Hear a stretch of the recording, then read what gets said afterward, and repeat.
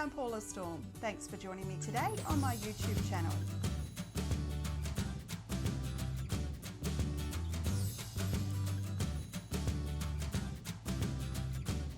Okay, let's get started.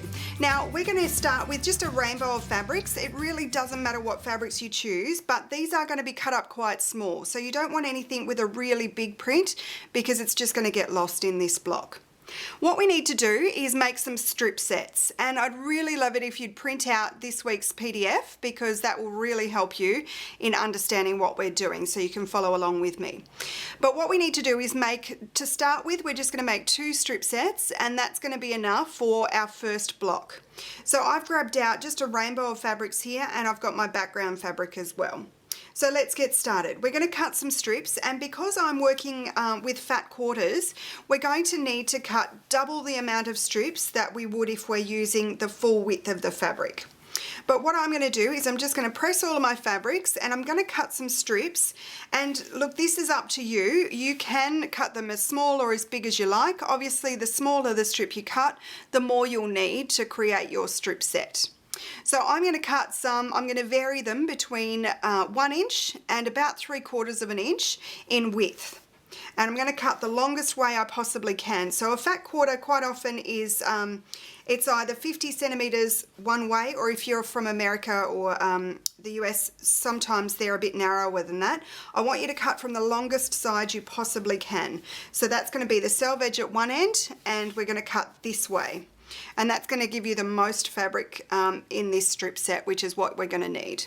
So I'm going to cut those. I'm also going to cut my background fabric squares. So what we're going to need is, just for one block, we're going to need one 6.5 inch square, and we're also going to need one 5.25 inch square. So I'm going to cut those out and we'll come back and start sewing. Okay, so I've got all my pieces cut out. I've got all my coloured fabrics and I've cut them in 2 different sizes each. So I've got a 1 inch strip and a 3/4 inch strip. Now, as I said, most of these were cut from fat quarters, so they are just half the width of the fabric cut into those 1 inch or 3/4 inch strips. I've also got my background fabric squares as well. So we've got a 6.5 inch square and we've got a 5.25 inch square, and therefore the background fabric sections of this block. So I'm going to set those aside for now because I'm not going to need them just yet. But what I do need is all my coloured squares. Now this is the fun bit. What we're going to do now is sew some of these together until we have a strip that measures at least 2 5/8 inches. So to do that, all we need to do is vary the colours and the width of the strips. So I'll move them up out of the way. So let's maybe start with a blue 1 inch strip, and then we're going to add maybe an orange 3/4 of an inch strip, and we're going to sew those together. And then what I like to do is just lay them all out and see what they're going to look like. So we've got another 1 inch strip, then I might put in a couple of my 3/4 inch strips because I really like the small, the look of the small piecing. So that looks pretty good to me. Maybe it's a little bit dark, so maybe I'll take this one out and I'll put this one in. That looks better. That's really nice and bright. So you can just play around with your colours and see what you like and create that little strip set. Now I'm happy with that, so I'm going to sew those together. And what we need to do is we need to stagger the start by at least a 1/2 inch. So what that means is I need to leave about a 1/2 inch gap here before I start the next piece. The reason I do that is because that will mean that I'm wasting less fabric when I come to cut that off on the 45-degree angle. So if I lay my ruler on there, you can see when I trim that off, I'm not going to waste much fabric. Whereas if they were all lined up like this, and then I cut it out on the 45-degree angle, like that, everything underneath the ruler there is going to be waste. So we're going to stagger that out. At least 1/2 inch is perfect, and sew that together. So we're going to make one strip set like that, and then we're going to make a second strip set, and you'll need 2 strip sets at least for each block. So the second strip set, we're actually going to stagger the start in the opposite direction. So we're going to have one going this way as well.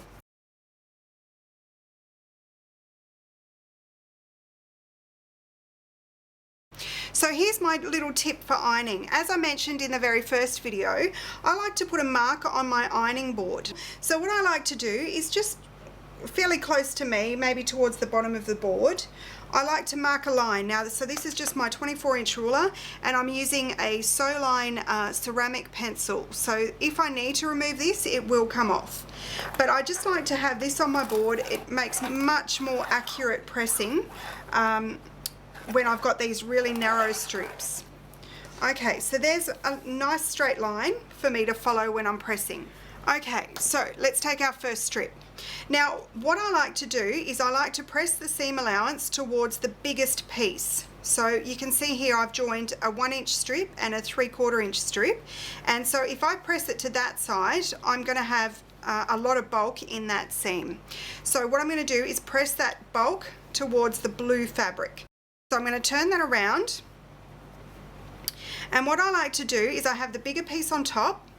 And what I'm going to do is just fold that back, and I'm just going to run my fingernail along that strip and just kind of finger press it. So you can see I'm not pulling it, I'm not causing any tension or stretching out the bias of the fabric at all.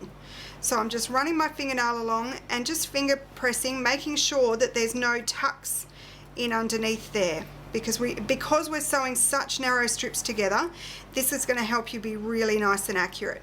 So I'm just going to run my fingernail along, and you can get quite quick at this. Okay, and so that's really finger pressed. Now what I'm going to do is I'm going to line up my fabric with the line I've just drawn onto my ironing board, so that when I press this, it's going to be really nice and straight. And so you can see by running my fingernail along there, all I'm doing now is just setting that crease. And see how nice and straight that is? So I've got a perfect join there, and it's really nice and straight. Now what I'm going to do is I'm going to leave that. I'm not going to touch it right now because it's still really hot from the iron. So I'm going to not touch it. I'm going to take my second piece, and I'm going to start doing the fingernail process again. So again, I've got my big piece on top. I'm going to fold that back, and I'm just going to run my fingernail along all the way to the end and just finger press it. Now the reason I'm not touching this is because while it's hot, that fabric will stretch and it will move out of shape because it's hot. So by leaving it there until it's nice and cold, I can make sure that this strip is going to be really nice and accurate. So that's cool enough now. I can just lift it up and move it out of the way, and see how really nice and straight that is. So what I'm going to do now is join these. So I need to join them. I need to stagger that start again. So make sure you've got the 1/2 inch, and I'm going to join those two together. And then I'm going to bring in my last piece and join that one to the bottom. And I'm going to do the same fingernail trick along the seam, and then give it a really nice press so this is really nice and straight. Because we're going to be cutting these on a 45-degree angle, these are all going to be on the bias. So if you're not really careful and really accurate with your pressing, it's not going to work. You'll end up with all stretched out bias edges, and that's why your block can be really difficult to put together later on. So make sure you get this step right, and the rest of the block will go together nice and easy. Okay, so here we are. We've got the 2 strip sets. Now, as I mentioned earlier, we've got one staggered one way and one staggered the other way. And we're going to need 2 of these for each block. I'm going to grab my ruler and see the 45-degree line here. I'm going to line that up across the bottom edge, or the top, it doesn't really matter, of my strip set, so that when I trim that start, I'm going to have a perfect 45-degree angle. Okay, so there's the first cut. So now we've got a really nice, perfect 45-degree angle here. So we can get rid of that. And now what I'm going to do is turn it around, because it's a bit easier for me if I cut it kind of at this angle. So what we need to do is we need to cut these strip sets into 2.5 inch segments. And there we go, we've got the 2.5 inch mark there, and I'm going to cut here.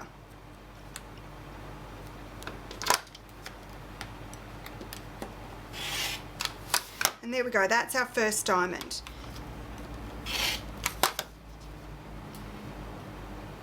So that's given given me 4 from that strip set. That's all I need for this block, so I'm just going to set that aside for now, and then I'm going to repeat that process with my other strip set. So again, I'm going to line up that 45-degree line, and this time it's easier if I do it across the top, and I'm just going to push it back until it's neat along the edge here.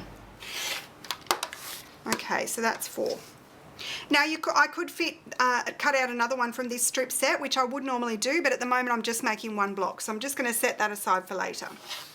Okay, so what we have now is our 2 lots of diamonds, and we have our 2 background fabrics. Now the next thing we need to do is set aside the bigger square, we don't need that just yet, and take the smaller square, and what we need to do is cut that into 4 triangles. Okay, so we're ready to sew our block together. What we want to do is we want to I like to lay out the block because I just find it gives me a better idea of where the colours are going to be, and it's just a bit easier. So what I want to do is take one of each strip sets, and I want to lay them into position like so. Can you see when we're sewing this block, or with this row together, we don't want to sew through the seam allowances. So if you have it that way and you're sewing across all those seam allowances, you've got it the wrong way. So we want it to be that way so that we're not sewing over any seam allowances here. And we want to do the same thing with the other side. Okay, so this is what we're going for. I've done my layout. What we need to do is make sure that all of these diamonds are 2.5 inches across this way and 2 5/8 inches along this way. So make sure they're all the right size, and then we're going to join them into our finished block. And that's what it's going to look like. So just have a bit of a play around. If you find, say if that one was spun that way and this one was spun that way, see how I've got the same, I've got the red spot right next to each other and the aqua sort of colour right next to each other there. So if I spin just one of those around, it's going to give me a more even distribution of colour. So I just like to go around and make sure all my corners are right, and make sure that there's not the same colour touching in the middle here. That's why it really is beneficial to make sure that both your strip sets are different fabrics or in different orders. You just get a much nicer layout. Okay, so now it's time to join our block together. Now what we need to do is join all of these into strips to make it nice and easy to put together into the final block. So what I like to do, I've got this little tool here. It's called the Westerly Design 45-Degree Diamond Trim Guide. I'll put a link to the website on the video, so if you want to, you can grab one of these. You don't need one of these, but I just find it much easier to put this into the finished block if I use this trim guide. So what I'm going to do is I'm going to get that out of the way. Now what you do is you just line it on or drop it onto the fabric, and see the black bars, they kind of grip the edge of the diamond like that. And what you can do is pop your finger in the middle to hold it steady. So we're just going to trim off these points, just like that. And we're left with this little groove here. And that makes it really easy to line up onto your piece, like so. So you can see how when I cut that one side off, now I can line it up directly with the top of that background fabric, and it will go together perfectly. If you don't have one of these trim guides and you don't want to use that, that's okay. You can just let it hang over about 1/4 inch at the top, and the background fabric will just poke out about 1/4 inch at the bottom as well. The most important thing here is that when you join these together, that the coloured fabric crosses over at the top, so that you have that extra 1/4 inch there to keep your triangle really nice and pointy. So now I'm going to sew this seam. Again, it's really important to use your scant 1/4 inch to get these to come out the right size. So I've joined this seam here. So what I would do is take that to the iron, give it a good press, make sure it's nice and straight across that line again, and then I would come in and lay this one on top here, and make sure that that piece we cut off at the top of the diamond is lined up perfectly with the edge there. So again, we'll just pop a couple of pins in, top and bottom, and you'll see that there's a little bit of the background fabric poking out at the bottom, that's perfect. That's what you want. So nice and flat at the top if you use the trim guide, and a 1/4 inch poking out at the bottom. If you don't use the trim guide, you'll have a 1/4 inch poking out at the top as well. So we're going to sew that together, and we've got our finished strip. Okay, so I've sewn all of my strip sets together. So I have the 4 different strip sets, and I've got my background fabric. So by joining those onto the sides, I've got a strip. Now, if you find this a bit too difficult, if you're a bit worried about getting all of these nice and even and nice and straight, I have an easier option for you. So I'm going to move these out of the way, and I'm going to take out my other option. So there's my background square, I've got my background triangles, and I've also got this striped fabric. Now this is just a K-facet fabric. And so what I'm going to do with this is I'm just going to cut a diamond out of this stripy fabric instead of actually joining my strips together into the strip sets. So first of all, what I need to do is cut a strip that is 2 5/8 inches. Okay, so now I've got my strip. Then what I need to do is cut these on the 45-degree line to get my diamonds. So what you want to do is line up the 45-degree line across the bottom or the top, doesn't really matter, and I'm going to trim that off nice and square. Okay, so there's one. Now I'm going to put this the same as before. I'm going to line it up on the 2 1/2 inch line. So basically what I'm doing is I'm using this striped fabric instead of joining all of those strips together. So I need a strip that's 2 1/2, or a diamond rather, that's 2 1/2 inches across that way. So there's one diamond. Now with this I need to cut another diamond that's at the opposite angle as well. So there's one, and so I like to lay it out because I find I get a bit confused as to which way the stripes are going. So if I take this one and show you, see how I've got these stripes are going that way, the same as this one. Now I need to cut another strip that's going in the opposite direction. And so there's my second one. And of course I would go through and I would cut all the fabrics in the different directions, and there we go.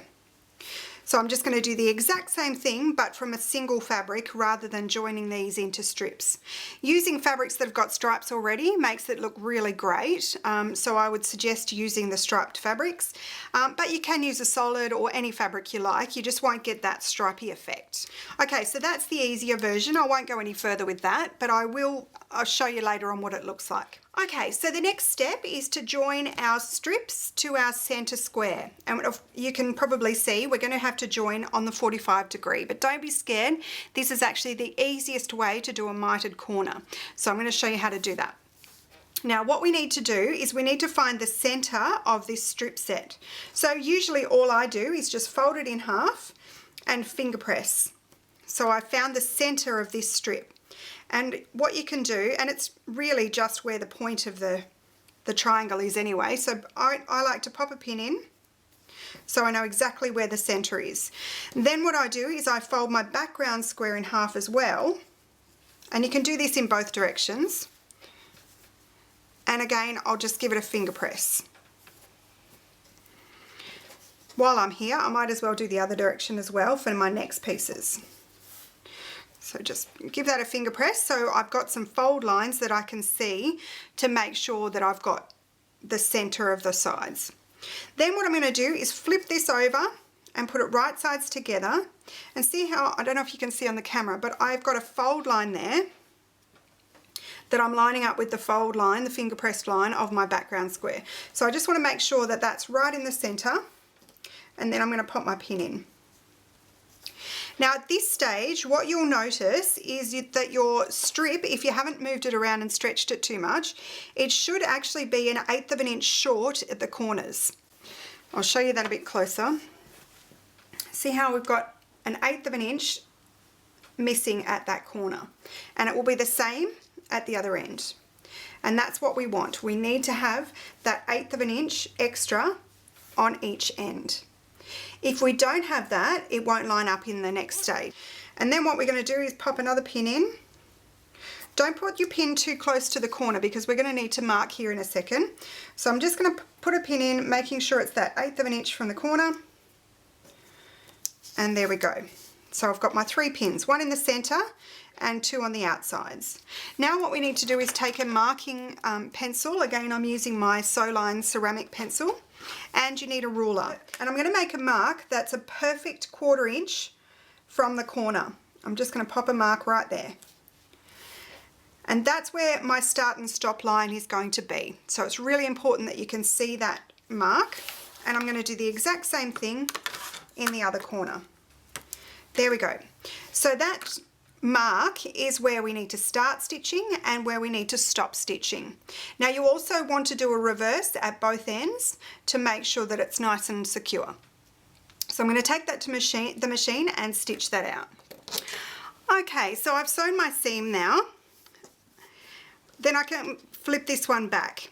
Now what I'm going to do is I'm actually going to press the seam allowance towards the inside of the block because I don't want all the bulk to be underneath here. So I'm just going to finger press that for now to see what it looks like, and I can see I've got a beautiful point there. Now what I'm going to do is the exact same thing on the opposite corner. Okay, so I've got my 2 sides done. Now we need to do these sides.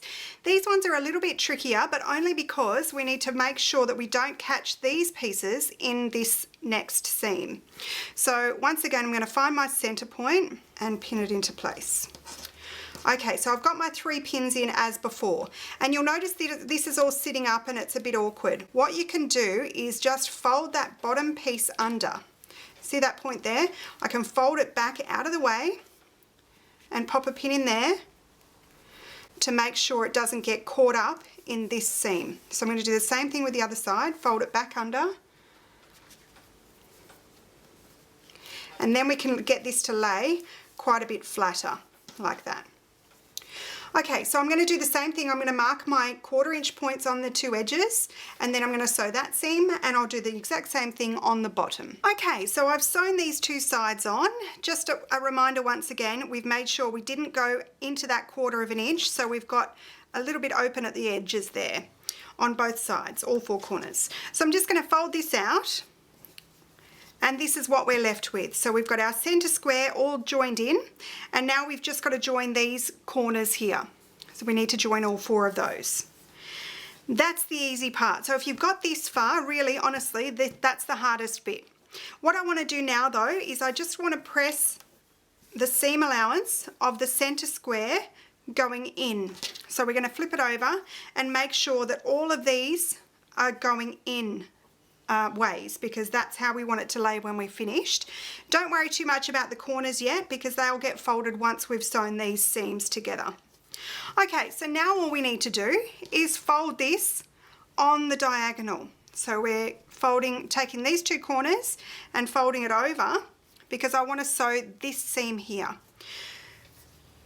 That's it. All we need to do then is line up those edges there. So we've got our 2 points together perfectly. I'm going to pop a pin in there. And then we need to make sure that it's all lined up nice and straight across that edge. So I'm going to line that up and pop another pin in, like so. And then I'm just going to sew this seam. And you'll notice that you'll be able to see that spot that you made with your marking pen really quite clearly. So all you need to do is sew that seam and make sure you stop when you get to that point. We're going to do the exact same thing on the other end. So I'm going to make sure my seam allowances are really perfectly lined up. Get that point together first and pop a pin in.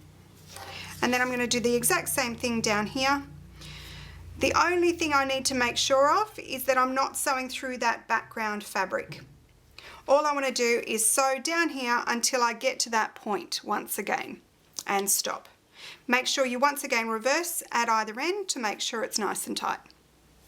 So I'm going to sew those 2 together, and then I'm going to open it back up and do the exact same thing in the opposite direction. And I'm going to sew those 2 together, and then our block's done.